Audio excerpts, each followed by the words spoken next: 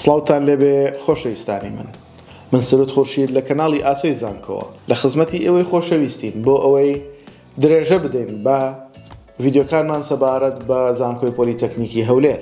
بۆ ئەمەڵقەیەش باسی کۆلێژی تەکنیکی سۆرانەکەین، بەشەکانی کۆنمرەکانی پارالێل و زانکۆڵاین و ئێوارانی، هەروەها وردەکاری بەشەکان ئەگەر پێویست بکات چین. ئێوەش تا کۆتایی ڤیدیۆ بینەرمان بن تاوەکو ئەو زانیاریانە وەربگرن.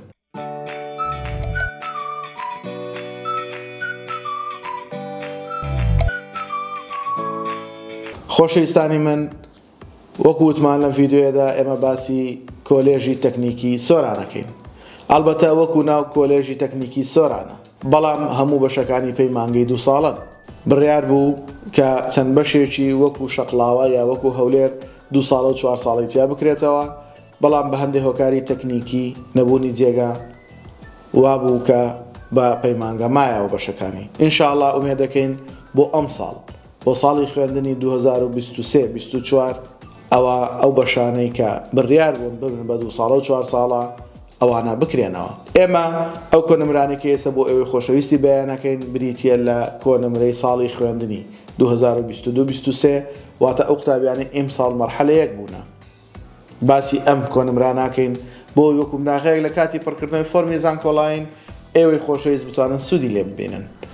لە کۆلێژی تەکنیکی سۆران یەکەم بەشمان بریتە لە بەشی پەرستاری 72.628 زانکۆڵاینەکەیەتی، وە گشتەکەی هەمان کۆنمرەیە وەکو لە ڤیدیۆکانی پێشوش باسمان کرد.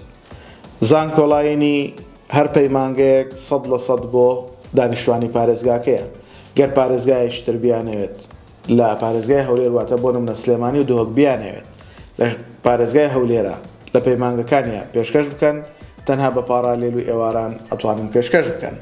پەرستاری وەکو وتمان 72.628 کەمترین کۆنمرەی زانکۆڵاینێتی.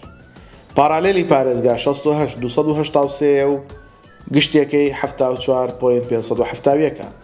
ئێوارانی پارێزگا 65.865 و گشتێکەی 74.429. بەشی شیکاری نەخۆشیەکان 68.571 زانکۆڵاینەکەیەتی. پارالێلی پارێزگا 65.953 و گشتێکەی 70.571. ئێوارانی پارێزگا 63.36 و گشتێکەی 64.143. بەشی ئافرەتان و لەدایکبوون لە کۆلێژی تەکنیکی سۆران 63.155 زانکۆڵاینە. پارالێلی پارێزگا 61.562 و گشتێکەی 66.857.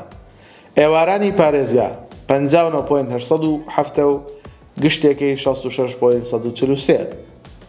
بەشی کارگێڕی کار کە بەشێکە زانستی وێژەیی وەرەگرێت 59 زانکۆڵاینی وەرگرتووە و پارالێلی پارێزگای 56.571 و گشتێکەی 58.571. ئێوارانی پارێزگا 53.8 و گشتێکەی 57.1. بەشی تەکنەلۆژیای زانیاری واتە IT لە کۆلێژی تەکنیکی سۆران 58.5 زانکۆڵاینەکەیەتی و پارالێلی پارێزگا 58.223 گشتێکەی 6.528.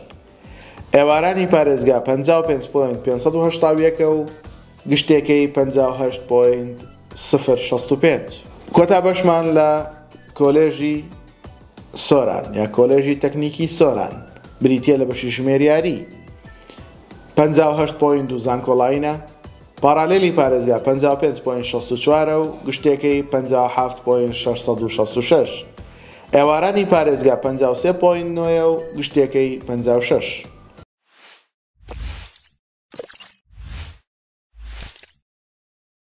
خۆشەویستان، ئەمە بریتی بوو لە بەشەکانی کۆلێژی تەکنیکی سۆران، پێکاتەکانی و چ بەشیشی تایە بە زانکۆڵاین و پارالێل و ئێواران بە پارێزگا و بەگشتی کۆنمرەکانی چەندن. بۆ ئەوی خۆشەویست باسمان کرد تاوەکو سوودی لێ ببینن و بتوانن ئامادەکاری تەواو بکەن بۆ کاتی تاقیکردنەوەکانتان و پڕکردنەوەی فۆرمی زانکۆڵاین.